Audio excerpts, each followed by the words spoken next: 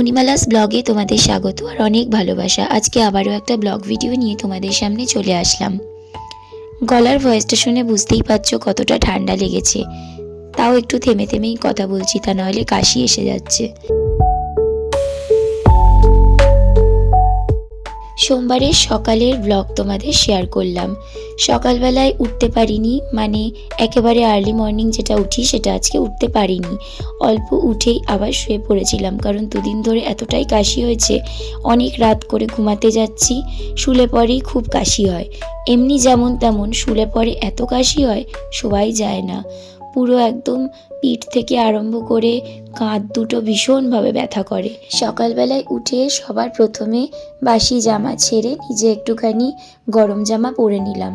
তারপর দেখো ভালো করে দাঁত ব্রাশ করে এবার একটুখানি লিকার চা খাবো।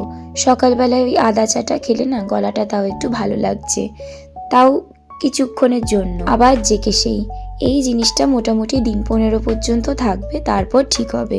মানে আমার কি বলতো, প্রথমে লাগে না, তারপর যখন লাগে সেটা একটুখানি গাড়িয়ে যায়। আর আমারও একটুখানি কুড়েমি আছে, গার্গেল করতে একদম ভালো লাগে না। তবে এই গলা ব্যথায় আর গলা ভাঙাতে সব থেকে উপকারী হচ্ছে গার্গেল আর ভেপার। তাও কালকে একটুখানি ভেপার নিয়েছিলাম। ভেপারটা নেওয়ার পর মাথাটা যে একটু ভার হওয়া, সেই ব্যাপারটা একটু কমেছে, কিন্তু কাশিটা একদমই একই রয়েছে। তো তারপর দেখো নিজে ফ্রেশ হয়ে তোজোকে মা ফ্রেশ করিয়ে দিয়েছে। এখনো পর্যন্ত কিন্তু বিছানাটা আমি তুলিনি। বিছানা বলতে ওই 3টে কম্বল আর বালিশ, এগুলো একদমই আমি তুলিনি, কারণ আজকে কম্বলগুলো ভাবছিলাম একটু রোদে দেব। চলে আসলাম রান্নাঘরে এসে আগে তোজোর খাবারটা রেডি করলাম। আর ওই দেখো মা লিকার চা করে রেখেছিল, তো সেটাকে একটু গরম করে নিয়ে নিলাম। আর তারপর দেখো তোজোর খাবার দেবো বলে একটু জল গরম করে নিচ্ছিলাম। যে কাকুটা আমাদের গরুর দুধ দেন উনি এখনও আসেননি। এই এক সমস্যা, কোনো দিন তাড়াতাড়ি আসেন তো কোনো দিন লেট করে।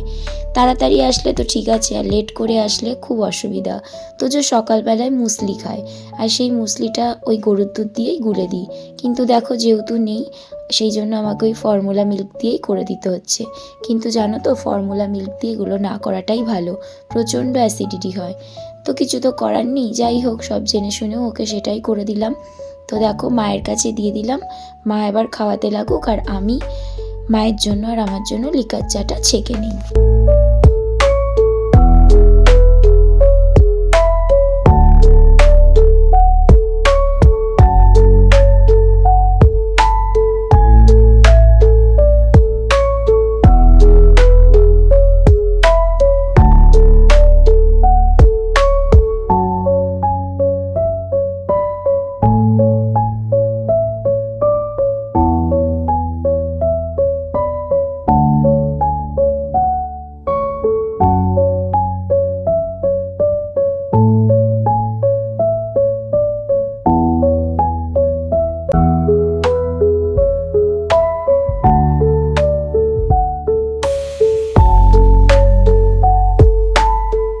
ওকে একটুখানি পড়তে বসিয়ে দিলাম, অর্থাৎ কিছু লেখা দিলাম, বললাম ঘরে বসে লেখো। আর এদিকে আমি ওয়াশিং মেশিনটা চালিয়ে দিচ্ছি। ওয়াশিং মেশিনটা তাড়াতাড়ি না চালালে এখন না বেশ কিছুদিন ধরে এই সকালের দিকে কারেন্ট চলে যায়, আর এত অসুবিধা হয়। আর এখন যেহেতু শীতকাল, প্রথম দিকে রোদের জোরটা ভালো থাকে, বেলা হয় যখন তখন রোদের জোরটা কমে যায়। জামা কাপড়গুলো প্রথমের দিকে যদি মেলা যায় তাহলে ভালো শোকায়, তা নাহলে আধ শুকনো হয়ে থাকে, আবার সেগুলোকে রিপিট করতে হয়, পরের দিন মেলে দিতে হয়। তো এই ঝামেলাটা ভীষণ বিরক্তিকর। তো যাই হোক দেখো আমি ওদিকে কাঁচাটা বসিয়ে দিলাম। এবার তো সব হয়ে গেল, আমাদের টিফিনের পালা। আজকে তো বিশাল লেট হয়েছে, এখন জানো ঘড়িতে বাজে কটা, মোটামুটি ওই 11টা 25। কি করব, রোজই কি চা মুড়ি ভালো লাগে বলো? যেদিন টিফিন করি আলাদা বিষয়, আর যেদিন করি না সেদিন ওর বাবা বাইরে খেয়ে যায়, আর তোজো খায় মুসলি, অথবা ওর জন্য একটু ম্যাগি করে দিলাম, আর আমাদের কপালে জুটে হচ্ছে চা মুড়ি। তো দেখো রোজ রোজ চা মুড়ি তো ভালো লাগে না, আর খাওয়াটাও উচিত না। সেই জন্য আজকে একটুখানি তাড়াহুড়ো করে লুচি করে নিচ্ছি। তোজো তো খাবে না, আমরা 3জন, তো খুব তাড়াতাড়ি করে একমাত্র এই লুচিটাই সম্ভব। আর ওই জুটবে সেই চা দিয়ে, বুঝতে পারলে তো? চচ্চড়ি কিছুই করব না।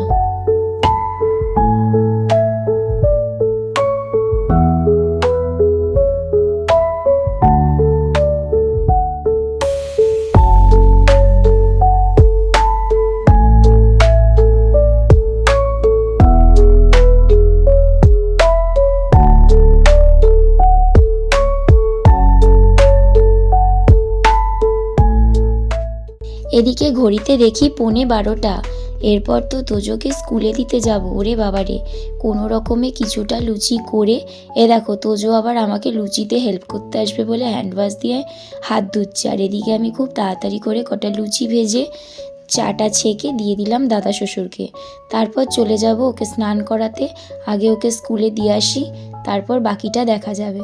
তো মাকে বললাম দেখো সব কটাই বেলে রেখেছি, আমি এসে ভেজে দেব। তো যাই হোক, মা তো সদয় হয়ে সব কটাই ভেজে দিল। তো তাড়াতাড়ি করে দেখো এই যে দুধ চাটাও কিন্তু আমার হয়ে গেছে। এবার দিয়ে দিই, বয়স্ক মানুষ তো 11:30 অবধি না খেয়ে রয়েছে। তো যাই হোক, দেখো তোজোকে দিয়ে এবার ফেরার পালা। বাড়িতে এসে দেখলাম কাঁচাগুলো কমপ্লিট, পুরো ড্রাই হয়ে গেছে। এবার ঝটপট করে কিন্তু বার করে এবার বাকি কাজ যেগুলো আছে সেগুলো সারতে হবে। অর্থাৎ আমার ঘর কিন্তু এখনও গোছানোই হয়নি। তো বরকে বললাম একটু ক্যামেরাটা ধরে দিতে, তো একটু ক্যামেরাটা ধরে দিল। আর দেখো আমি ঝটপট করে বিছানাটা তুলে ফেললাম। এই হয় শীতকালের ঝামেলা, যতটুকু না ঘর তার চেয়ে এক কারি হয় বিছানা। আমার মনে হয় সবারই মনে হয় এরকমই হয়। শীতকাল মানেই হচ্ছে বিছানায় আর কিছু থাকুক চাই না থাকুক একটা করে ব্ল্যাঙ্কেট মাস্ট। তো দেখো আমার ঘরেও তাই। আমার ঘরে কিন্তু 3টে ব্ল্যাঙ্কেট, একটা বড়, একটা সিঙ্গেল আর একটা একদম পুচকু।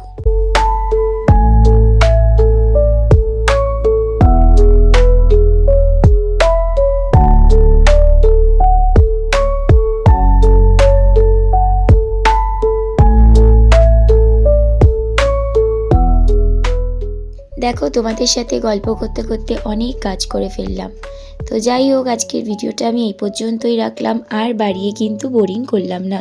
যদি তোমাদের ভালো লাগে তাহলে অবশ্যই একটা লাইক কমেন্ট শেয়ার করে দিও। যারা আমার ইউটিউব চ্যানেল থেকে দেখছো তারা অবশ্যই চ্যানেলটাকে সাবস্ক্রাইব করে পাশে থাকা বেল আইকনটা প্রেস করতে ভুলো না। আবার একটা নতুন ভিডিও নিয়ে তোমাদের সামনে চলে আসবো। ভালো থেকো, টাটা।